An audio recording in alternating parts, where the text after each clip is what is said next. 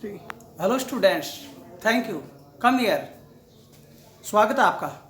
प्रिय विद्यार्थियों, मैंने आपको simple present, simple past, simple future, present continuous, past continuous इतने टेंसों के बारे में पहले वीडियो मैंने बता दिए और डाल दिए आपके। आज के इस वीडियो में मैं आपको शॉर्ट वीडियो ले रहा हूँ। इसका अगला भाग सेकंड पार्ट 2 बनाऊंगा। पास्ट परफेक्ट टेंस से थोड़ा लंबा होगा।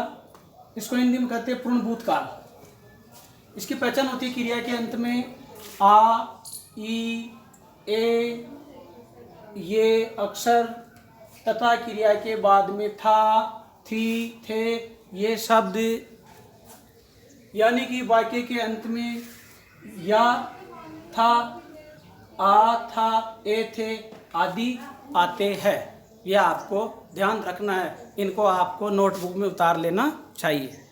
Come here. इसके जो स्ट्रक्चर है वो अफर्मेटिव, नेगेटिव, इंट्रोगेटिव, नेगेटिव और फिर एग्जाम्पल के लिए कुछ वाक्य मैंने आपके सामने लिखे हैं। प्रिय विद्यार्थियों, इसका स्ट्रक्चर है बहुत ही सिंपल है।